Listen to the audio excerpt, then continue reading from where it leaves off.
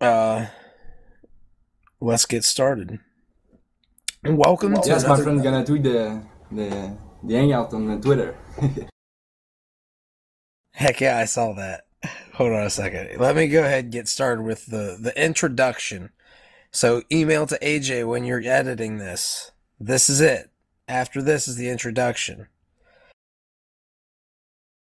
Welcome to another Beyond Bitcoin Hangout. Today we chat with Samuel from ISG3D Printing, from ISG3D.com, about his project and why he chose to accept BTS for payment.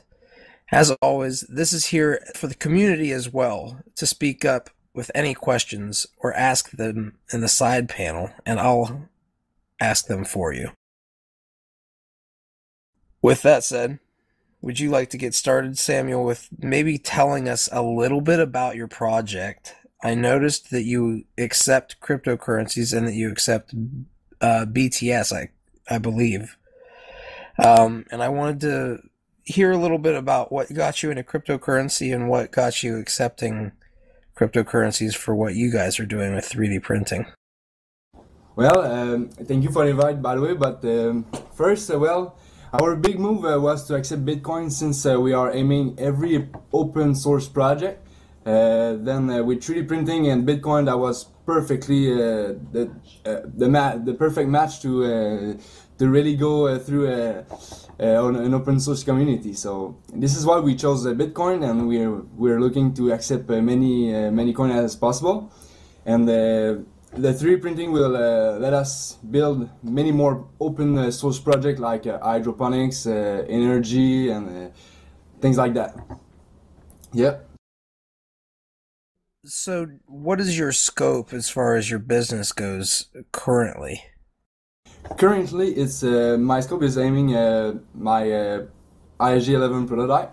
It's to offer a good 3D printer to everybody. So after that, we're aiming to maybe produce hydroponic systems.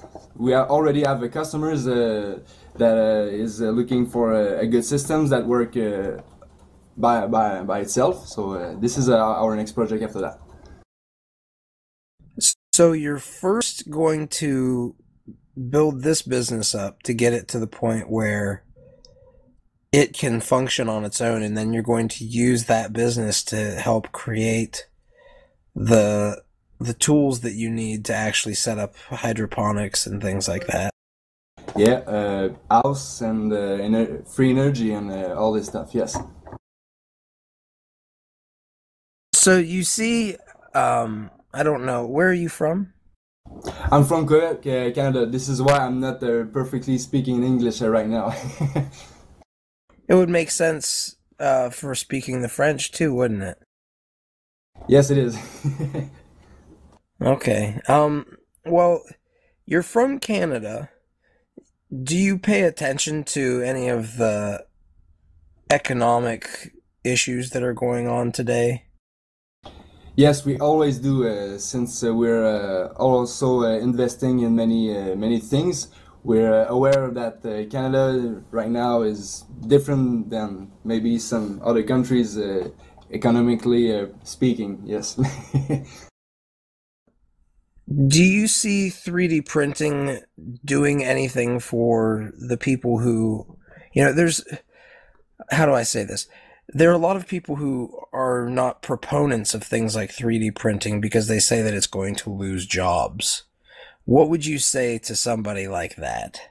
Well, actually, I will tell him that instead of saying that 3D printing will make a lot of people lose their job, I will say that 3D printing will just lower the price of about everything. If you don't need any human to produce an object, well, the price needs to go down. It's just normal.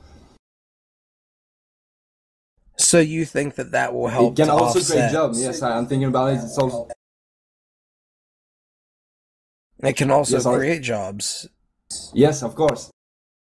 So do you see the case um,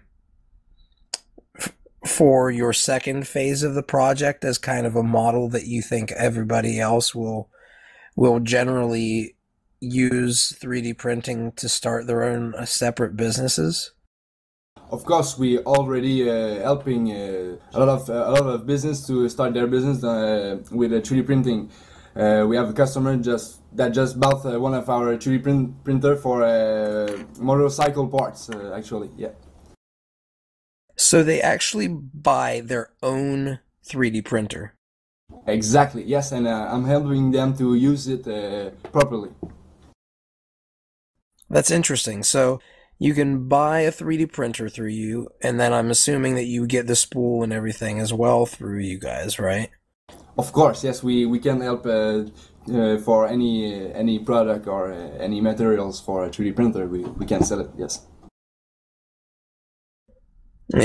This is really interesting because now you're saying what you're saying essentially is we're going to have people who are going to be printing things inside their houses. What do you think? Do you think that we're at a point where it's economically viable to start 3D printing to try to make money? Of course, yes, because with a 3D printer you can create anything, so it will let people produce their own products. So there will be much more variety of product. Well, I think with 3D printer everybody will be able to market their own ideas. So we will have pretty much more product available on the market, and everybody will be able to make their own money with their own product. Yes. Interesting. So you think? Go ahead. By example, the 3D printer that can print pancakes. This is a good example that if somebody just wants to sell food with a 3D printer, it can literally create anything different than the other competitor. Yes. So do you think that companies like, say, Lowe's and Walmart are going to end up significantly reducing the size of those departments? Of course, there's no doubt about it, because the way that they create their object is by they create a lot of object in mass. But if everybody can produce their own customized object, well, they don't need any more Walmart to buy their toys or anything. They can just produce themselves. So company like Walmart can just go down with this kind of technology. There's no more advantage to produce their product in China and bring them to America. Now people will just produce their own product in America. So Walmart is just going to be useless. Well, it almost sounds like a plan of attack, I guess. The business model that you're how you're trying to meld these two seemingly untied industries, and it does so in a way that really localizes power and production closer to the person's home. So it's really interesting because it seems like that's the antithesis to the current model, right? Yeah, our model is just to give back power to people. Too much power is in the end of a single person. So we just want to give it back to everybody, so everybody can live good. That's it is interesting. I guess, can you explain for people? I probably should have done this beforehand, but for somebody who's not familiar with 3D printing, who's not a nerd, who doesn't go out looking for this stuff, what exactly is it? How does 3D printing work for the everyday person? Well, first of all, you need an STL file. The STL file is the object that you want to 3D print. Just like you want to print your Word document, well, an STL file is the draw of the 3D. You open your STL file in a program just like Repetire. I'm using Repetire right now, and then you have to slice the object. Slicing an object is just making with an object. It's to make the object in many layers. Just like layers is 0.1 millimeters of thin, and then you have to with the slicer you produce a G code file. The G code file is the signal that will be sent to your 3D printer, so the printer can move and print the object. Yeah. So there was basically a 3D printer that NASA uses, and they're working on using it for food production in space. And I forget exactly what it was, but I'm thinking it was a cake. But basically how it did it was it printed it out in thin layers on top of itself, on top of layer by layer, right? And Exactly, yes. So if you think about baking, like building a cake with a 3D printer, it would go from the bottom layer and it would just keep printing like the same, like you're printing the same Word document. The paper stacks up, but instead of the paper stacking up, the material stacks up into a replica of what it's supposed to look like. Exactly, yes. Well, it's exactly the same thing that of the 3D printer that print case. Yes, layer by layer, you produce an object, and you can choose many different materials right now. And what got you guys interested in cryptocurrency? When did you find out about Bitcoin? First off, would be a good place to start, I guess. Well, it's almost 1 year and a half ago we seen Bitcoin, so it was a good way to protect our money from the money producing from the government, and we got interested in Bitcoin because a lot of people wanted us to help them get Bitcoin. So helping them getting Bitcoin let us learn a lot of things about cryptocurrency first, but we also realized that with a cryptocurrency you can really give back power to people first, but you can really become self-sufficient if you want to say it's protect yourself from the government power of currency. So would it be safe to say that you've been watching the things that have been going on in the world with a little bit of concern?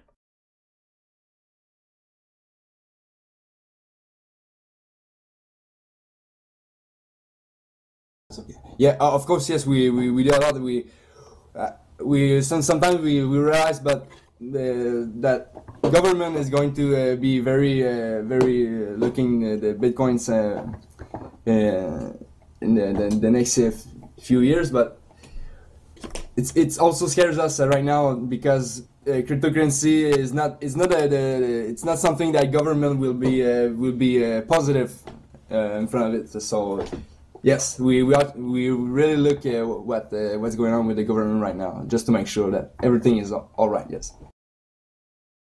Yeah, it's kind of interesting in that area too, I guess. My big area is personally is what blockchains will do for, activists and things like that. And I think that there's a reason to have anonymous blockchains. I think there's a reason to have all kinds of awesome blockchains. Out of curiosity, what got you interested in BTS as one of the cryptocurrencies that you were interested in? We accepted Shapeshift. Yes. Sure. Okay. Well, it's because when we wanted to buy something in Bitcoin, we've seen that it was pretty complicated sometimes to make a transaction. So BTS was a good way to simplify the Bitcoin payment. That's very interesting. So, do you find that the 30-second transaction times for the fastest other coins out there to be any problem whatsoever for, or even something that might slow down the industry in some way?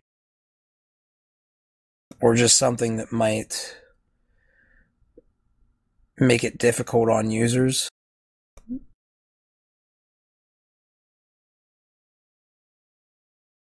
Well, it's just to try to keep it as simple as possible for the user. But yes, I mean, I'm more curious, you know, all these different cryptocurrencies have different block times, right? Does Shapeshift get around that somehow? Or does it still take a long time for processes to go through? well, it takes it takes a while to make a transaction, but it's also the fact that with Shapeshift you can transact with many kind of cryptocurrency. So this is a thing that was interesting with Shapeshift, is to offer many cryptocurrency, not just bitcoins right now. We also accept BitUSD and BitShares. Can I ask a question? Yeah, no problem.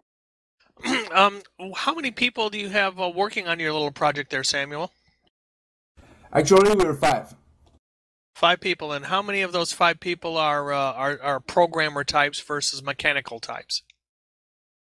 Well, we have one actually right now. His name is Anthony Charbonneau-Charland. Okay, thank you. No problem. And what does he do? Well, he's 3D modeling and he's making our engineers work right now. Yeah. He's making them work right now? Well, no. He's doing the job that an engineer is doing. I am no. Yes. Yeah. Oh, he's doing what engineers do. I got you. So basically tinker and build. Well, make the things work. Yeah, I'm thinking and I'm building, and he's making sure that everything is logical and everything is gonna work perfectly. Yes, because sometimes you need a good guy to make sure that everything is working right. Yeah, that's true. How did you assemble your team? What brought you 5 people together?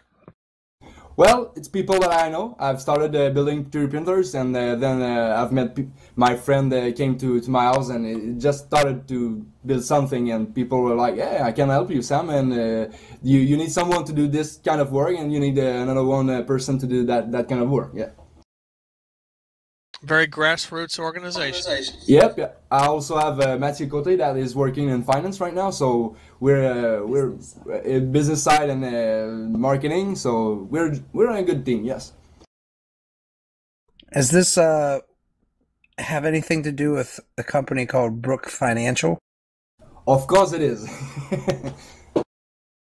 Well, I mean, get the names out there, you know, so people know who is behind what aspects of the business, who's working together. And that's what we're doing right now, right? We're forging these new networks of people who understand how, excuse my language, but how bat crap crazy it's gotten out there to a degree. And all those people who recognize that and are critical thinkers just so happen to also be the ones who are going to use the tools that get us out of it. And 3D printing and cryptocurrency both are very big things in those regards, right? So once we form the networks that use them, it's game over. You know, we've fixed the world in a lot of ways. Oh yeah, well, this is what drives me right now. It's just to fix what doesn't work right now. It may look that the world working, but you know like me that it's going to hit a wall if we just continue to live that way. We have to change something. We have to equalize the power of the money and all this stuff. Yes. Well, it's funny because humans are the only known beings in existence to actually think about how they think, and to be able to change and adapt to their environments the way that we do. That's what makes us unique in our ecosystems, right? And it always seems like humanity's a little bit late. We're always waiting, you know, we're always studying the night before the test, but we generally figure out ways of fixing the big problems right before they become huge.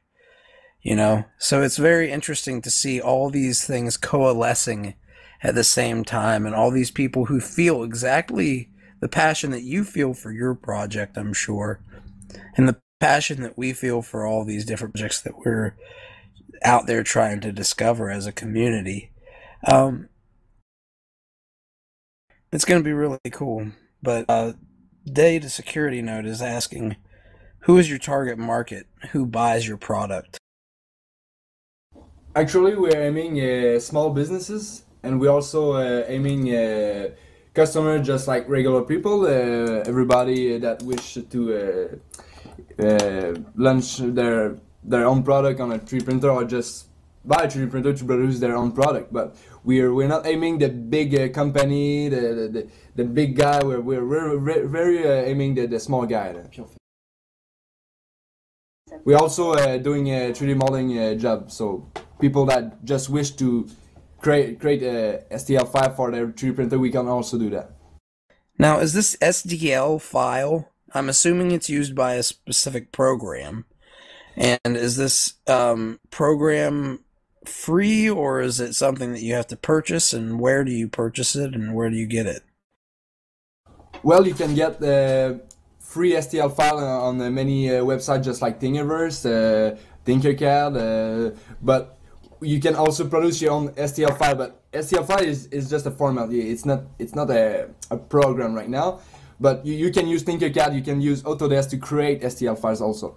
This is all free. Tinkercad is free, Autodesk is free. So this is pretty exciting to realize that everybody can use it with no cost, and it's pretty easy to use it right now. I presume you also have gateways or conversion software to take modeling that comes from other commercial tools, such as AutoCAD, as one example, to translate it into is it STL or SDL?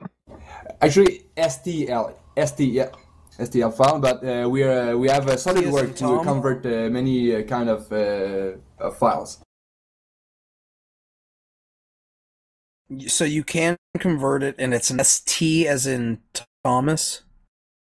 Yes, you can convert them with SolidWorks. SolidWorks is a good program to convert many kind of files, but it's pretty expensive. Sure. How big is your printer? Do you have a variety of different sizes of printers, or is it pretty much one model in terms of the physical size of parts it will produce? Right now, I have the physical size of almost every 3D printer that you can have on your desktop. This is a 20 centimeter by 20 centimeter by 28 centimeter. The height of our printing volume is much more higher than the regular 3D printer, but we also working on a project that will be much bigger than the normal 3D printer you used to see. And what material does your printer utilize to actually it lays down in layers? We're focused on PLA since it's biodegradable, it's eco-friendly, and it's made with corn amidon, so it's our main materials right now. So is it easy to produce that material, or is that something that would need to be purchased as far as the raw material? It comes in like a weed eater type of coils of like wire, but it's plastic. Is that correct? Yeah, well, we're looking to produce it. Actually, we're selling it, but it's very easy to produce since you can do that PLA with plants, so it's very easy to produce. We are aiming to produce our own PLA so people can buy it cheaper than the prices actually is. Very cool. So this we're is also going... looking to Sorry, I'm just seeing this cycle as you paint this picture for us, that you're going to be able to make this from plants. Exactly, yes. And I don't know how that works, so if you could give like a small explanation of how that works. But it's cool because I see all this fitting into a kind of self-sustaining ecosystem you're building here. Well, the PLA is made with sugar that's from many kind of vegetable, just like corn. Corn is the best plant you can use to produce PLA since there's a lot of sugar in it. So with that sugar, we just produce condensed sugar, and you just have to put the color in it. You just have to inject the color, but all you need is the sugar from the plant. And it'll turn into like a plastic type of... Yeah, exactly. The only problem about PLA is the thermal resistance. This is the only thing that is not the optimal thing, but for the rigidity and the durability, this is one of the best plastic you can use for your 3D printer. Very cool. So this goes very well with the agriculture business then. Of course. And I can see this model like spreading across a country or, you know, a locale. Data Security is asking, what type of products in your experience produce a cost savings over mass-produced goods? For instance, from what I understand, it is rather expensive in comparison to mass production for a number of parts. So are there any things that are economically unviable for 3D printing currently? And are there any specific things that are like hot target items that 3D printing will make it very cost efficient? Well, the problem of mass production is when you want to change something, or when you want to customize something, you can't change it pretty easy, just like a 3D printer does. So the problem of mass production is when you want to change your product, when you want to customize your product, you have to change your whole process of production. So of course, it's not every object that will be cost efficient if you compare to a mass production. But if you customize the object just like motorcycle parts or any building maquette or anything, you can change anything when you want, and you can customize your object. So mass production will lose its power in front of customized object. But of course, the cost saving is not over every kind of object right now. Yeah.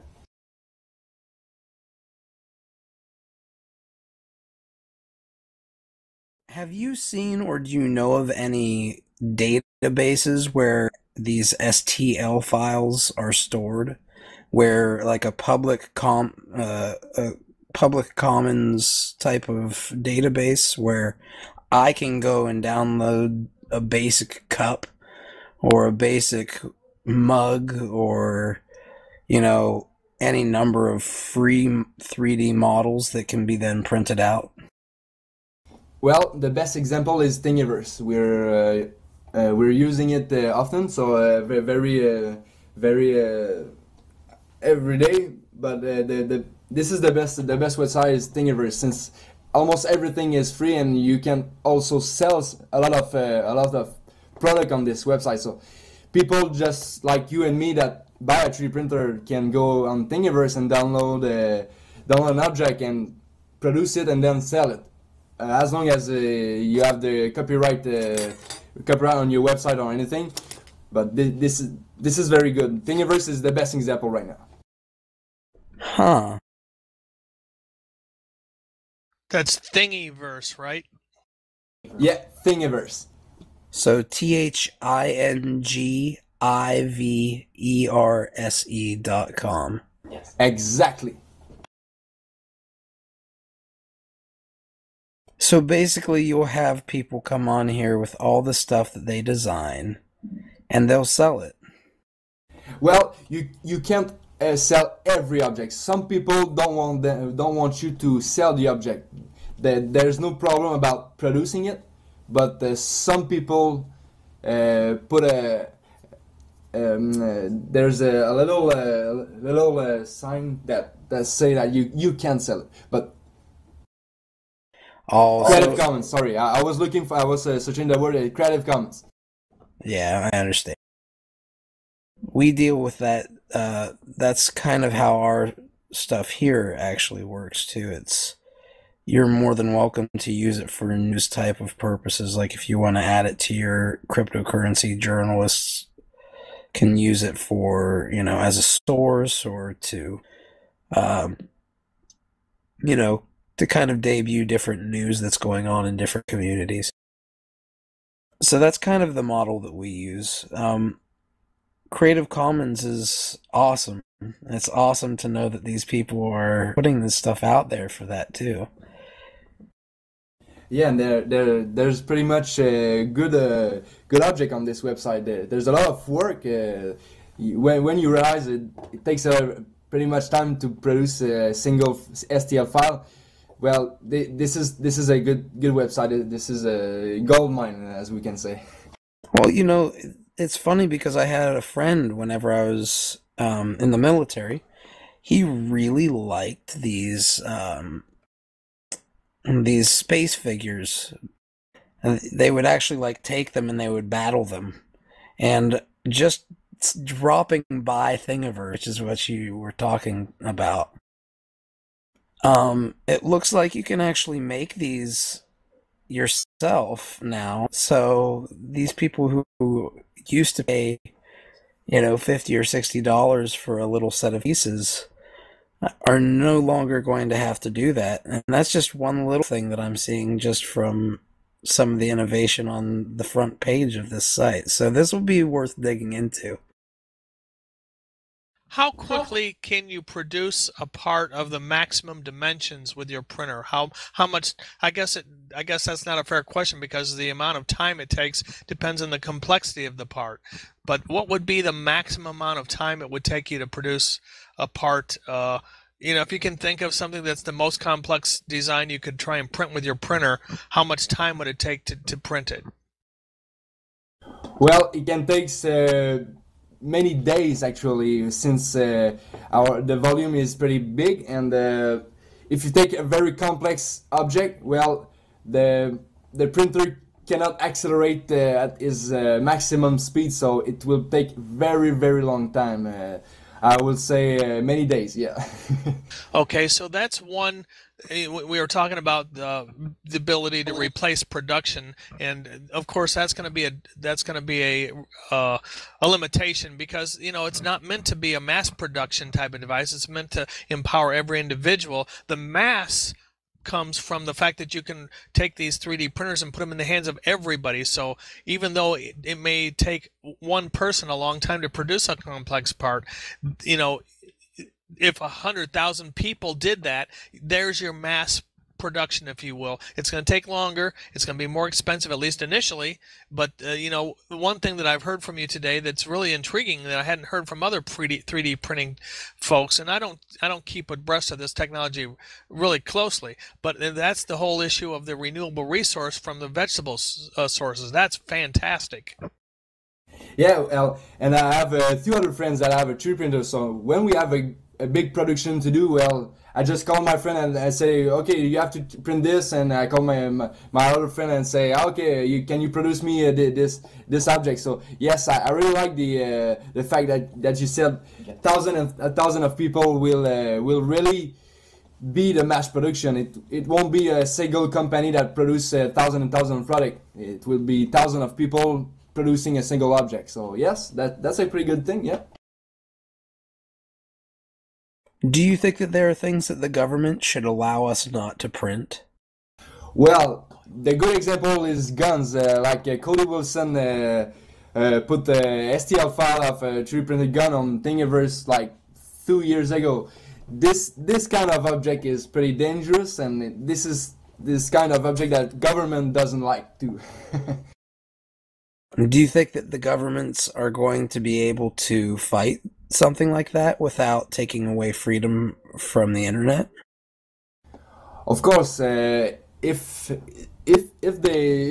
somebody just produce guns and the government know that this person produce gun, well, they will just seize their 3D printer just like Collie Wilson, just like they did with Collie Wilson. But it will be pretty hard to control the 3D printing industries right now, since everybody can have a 3D printer at home and 3D print something without anybody know. So this is the dangerous part of 3D printing.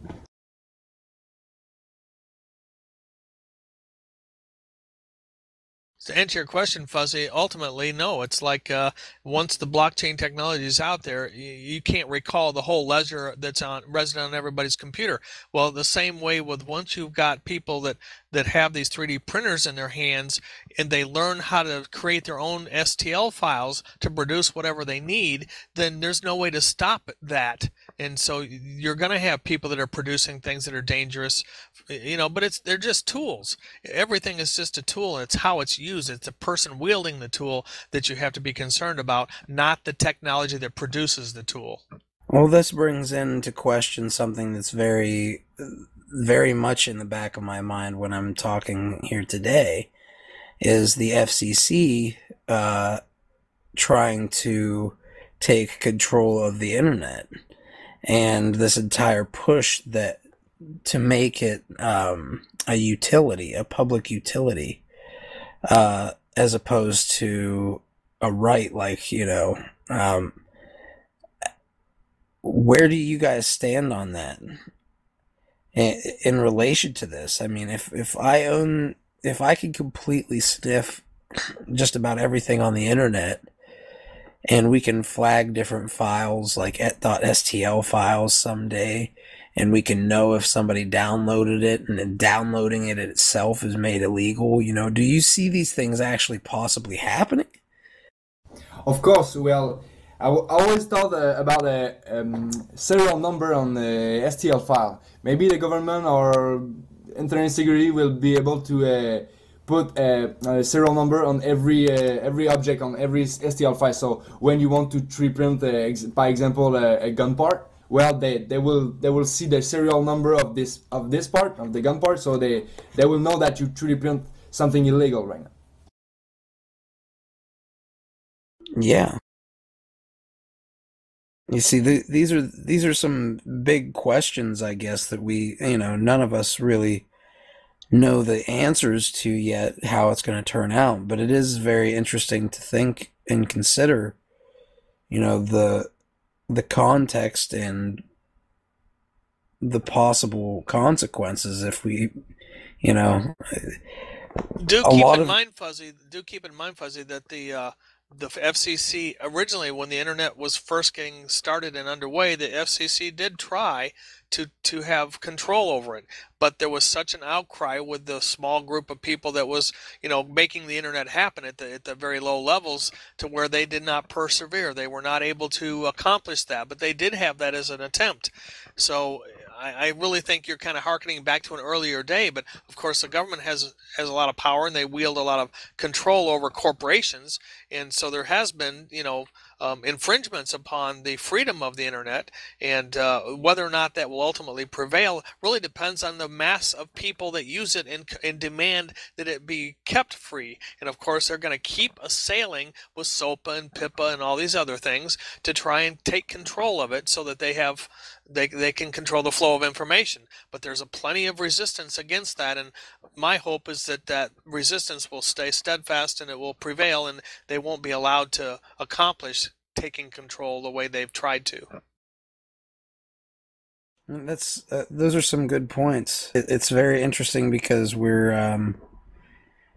that kind of shows us shows how young I am, because you're right. The context is kind of short-sighted to a degree from my vantage point, because I have only been around to really remember this internet grab. They've done it with cassette tapes and radio and all these other things throughout history. So I guess you might be right there.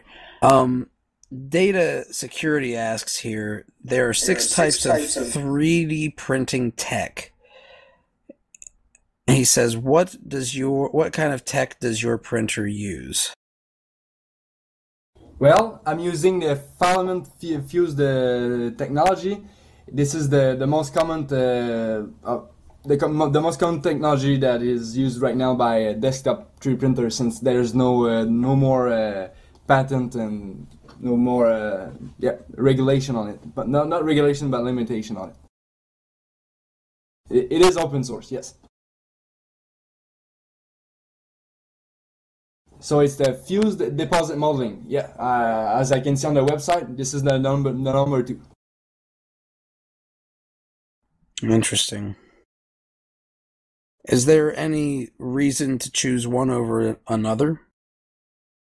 The accessibility and the cost, because right now the fused deposit modeling is not regulated by any company. Stratasys was a big player of the fused deposit modeling, but in 2012 they just a lot of companies just emerged in this kind of technology. So this is the most the cheaper one. Yes.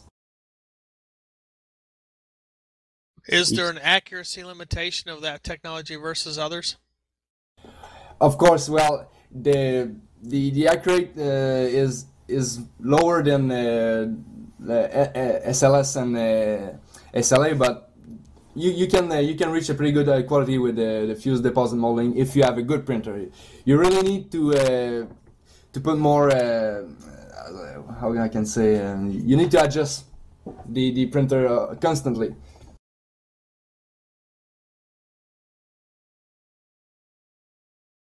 So this is just overall a better technology in general. Well, it's a cheaper one. It's cost efficient, and it's easy to use. Also, it's easy to produce, easy to use, easy to understand. So this is why we use fused deposit modeling. Yeah, it seems like it really fits in with your philosophy on everything else you've designed.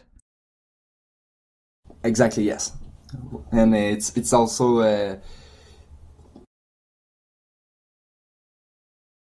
Now, the question I would have then for you is, have you guys taken into consideration taxes and paying taxes using cryptocurrencies? How much of a headache that might be, if something like BitUSD would be preferred? Any of these types of things going through your mind as a business as you grow? Well, that's a pretty good question. Right now, we don't actually know what we are going to do with taxes when somebody pays with cryptocurrency. But it's a pretty good question. Yes, I will have to say that it's a good question. I mean, and this is coming from somebody in America where there's a lot of debate whether income tax is something that can be taxed, is something that's legal or unconstitutional here in America. So there's that side of it, I guess, that I'm speaking from to a degree. How much easier would it be if we didn't have to worry about this? All businesses like yours are accepting cryptocurrencies. But I'm, to my ability, the best of my abilities, what I understand right now about the regulatory landscape is that it is such that you have to have the price in dollars or the currency that you have to pay your taxes in. You have to have all of the cryptocurrency at the time that you receive it priced in that amount.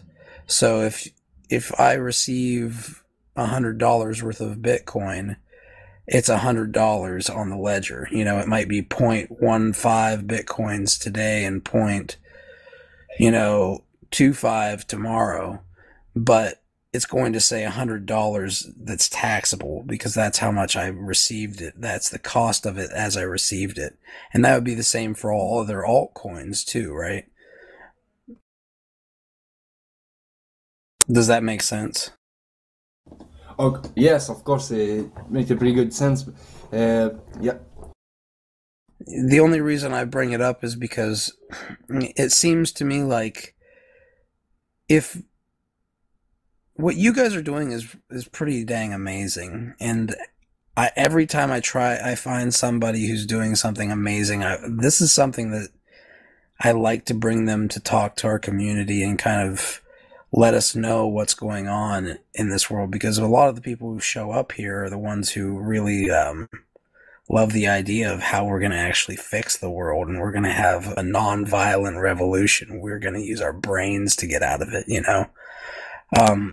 But the one thing that really does concern me is our businesses like yours who want to accept something like cryptocurrency. Are they going to be significantly hindered if they have to pay taxes and undergo the arduous process of actually collecting the information and storing all that for taxes, especially if it's something like you guys are doing, right? Well, yes, it's pretty complicated right now to make a difference between what we have to pay tax on it and the things that we don't. But I think we just have to find a good ways and a good program or anything to really calculate the taxes, and we have to create a program that will just be the final to finish the transaction. We don't have problem about charging taxes and paying taxes to our government, but we need a program that will be easy to use and easy to calculate for our customers the taxes. But we don't have problem about paying taxes right now. So is it because you already have everything set up, or is it because the government doesn't really require it at this juncture? At this moment, well, the government doesn't really know what cryptocurrency is about perfectly, but we really need a good program that will help us pay taxes and make sure that people pay the good amount of taxes, and we can send the good amount of taxes that we've charged to our government. It's just the problem right now is not about the cryptocurrency itself. It's about how to use it. How do you charge taxes, and when do you charge taxes, on what also? What is your personal view? And this business is business, and you have to do what you got to do. But what is your personal viewpoint on taxes in general collected by a government if we are moving into a new paradigm where government is not the most efficient way to move forward? Well, in Quebec right now, we do know what taxes is. We're paying a lot of tax right here, but the problem of the tax is that it's supposed to be here to help people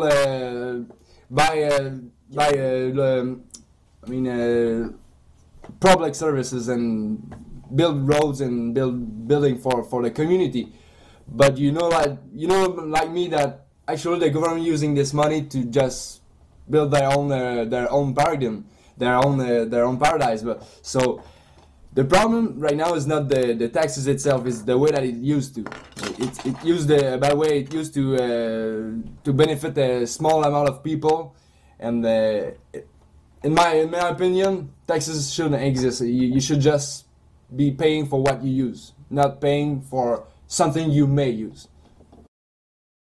So you're saying maybe the taxes are added on, like if I drink water, there's water tax added on. And if I don't drink a lot of water, I don't pay a lot of the taxes for the water. Or something for the roads, or something to that effect.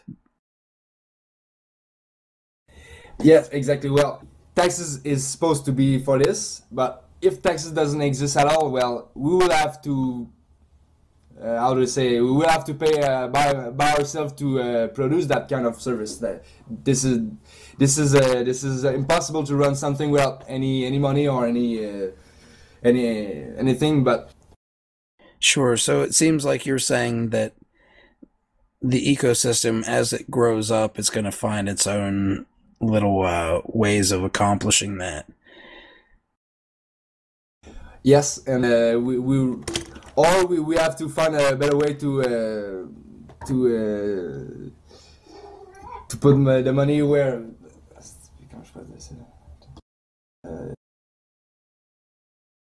Sorry, guys, I'm trying to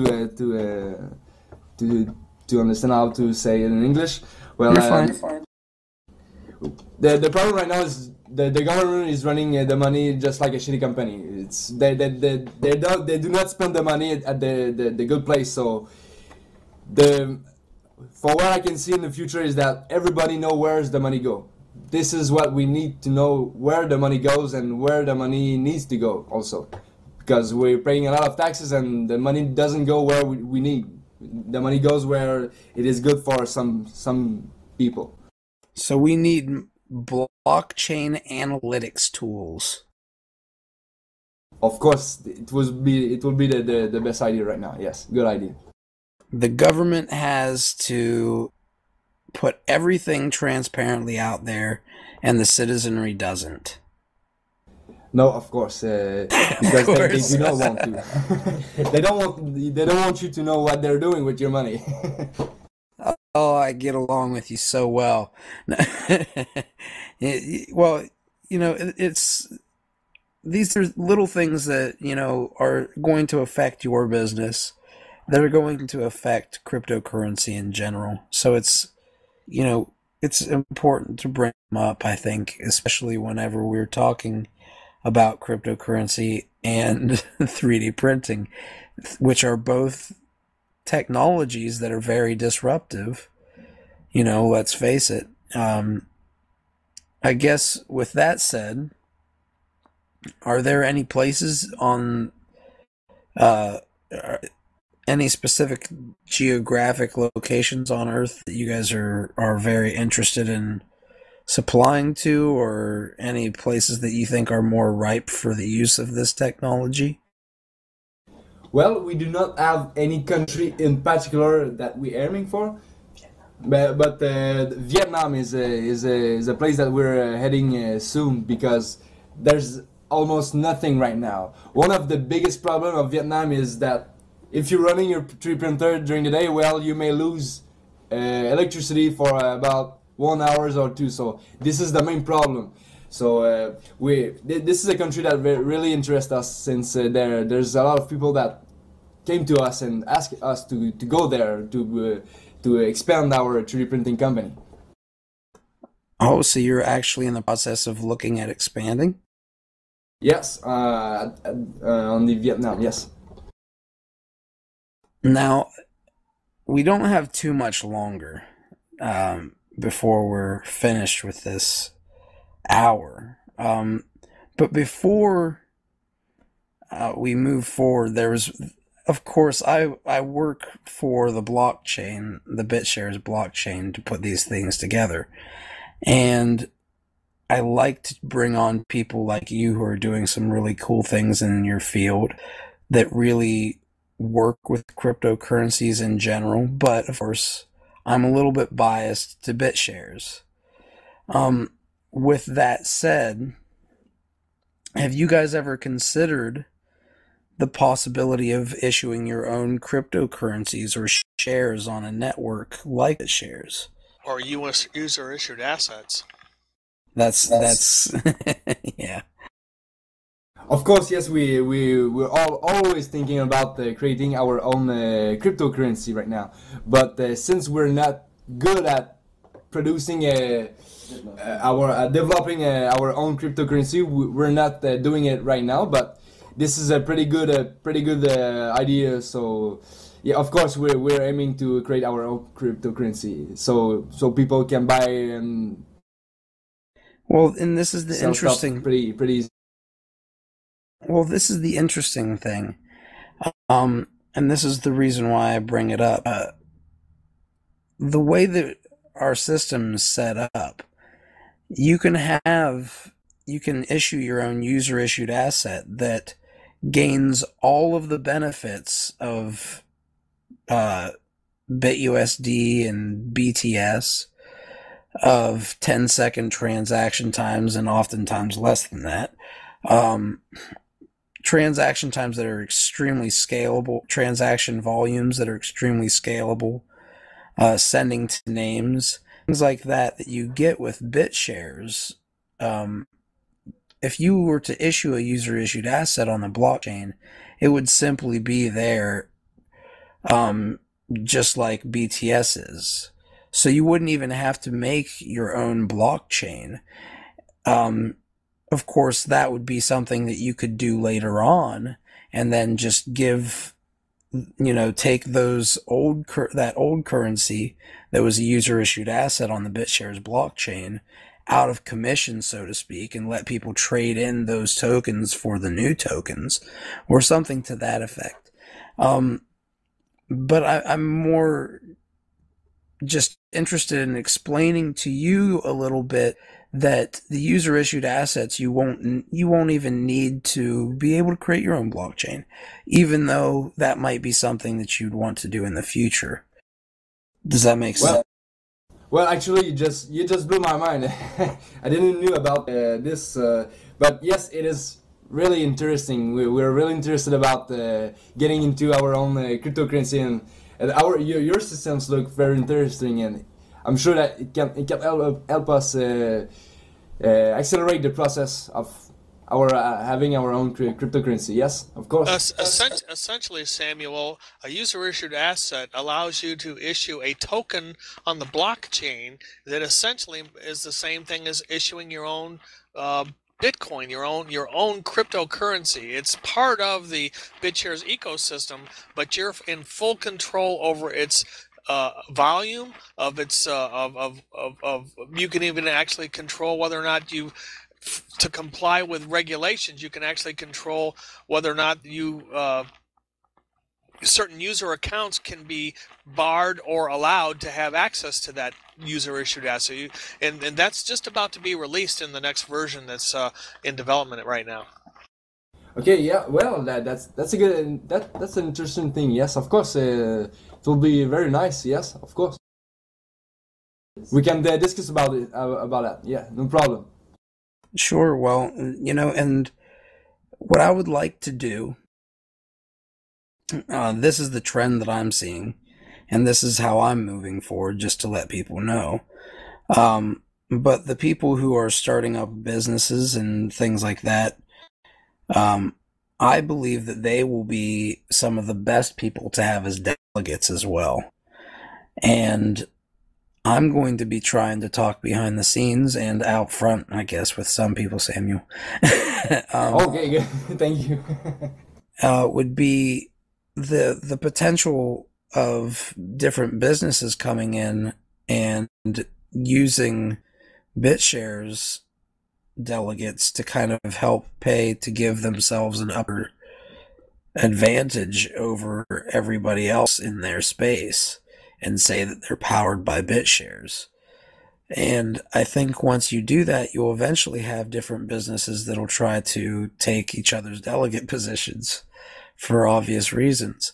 But that's just something that I've been kind of thinking about. And, it's always possible for businesses to accept a delegate position and get paid some money if they're providing specific services just for BitShares holders and things like that. So there are options out there for business owners like yourself. You could have a user-issued asset and a delegate and give people who from the BitShares community, say 20% off of your products. There's a bunch of different little things that you could do. So let's keep on having some conversations. We'll revisit these things, and maybe you can give us any updates on what's going on your end, and we can continue this at another time in the future. Does that sound like a good idea? Of course, yes. Well, we will also produce something for you guys in 3D modeling. We're gonna print something just of BitShares. But I want to thank you guys for the invite. By the way, I was pretty nervous today since it's my first time I'm talking to you and I'm speaking French, but it will just get better with the time. I know I'm not perfect, far from perfect, but it will get better. Trust me. Oh, you're fine, man. It's awesome to meet you. Anybody who's doing things that you are doing, I like to try to get the community introduced to them. So you never know where some of these people in the community and some of their connections will help you, and vice versa. So we're forming roots, man. And let's just say this: there are talking isn't always easy. Especially when you don't know exactly what's going to happen. And that's kind of how our format permits it. So you were brave, and I hope that we weren't too hard on you. No, it was perfect. And a nice picture, by the way, Java. Of course, you can use it. But Sounds yeah. good. Well, thanks for the invite, by the way. I really appreciate it. I realize that you guys are here to help us, so I really appreciate it. Well, that's what we're trying to do, man. This is the perfect space, right? We can really form synergies here. There's no doubt about it. All right, Samuel. Well, feel free to use the Mumble server anytime. I'm going to keep in contact with you. All right, offline. Excellent. Yes, it's perfect. And before we go one and go ahead and stop this, where can people reach you if they want to contact you? They can reach me on the website first, but you can also reach me on my Gmail address, ISG3D printing at gmail.com. Okay, so ISG3D printing at gmail.com. Exactly, yes. Sorry about that. No, you're fine, man. I stuttered a little bit myself. So, well, thank you very much, man, and feel free to make this your home and bring other people here if you want to. Thank you.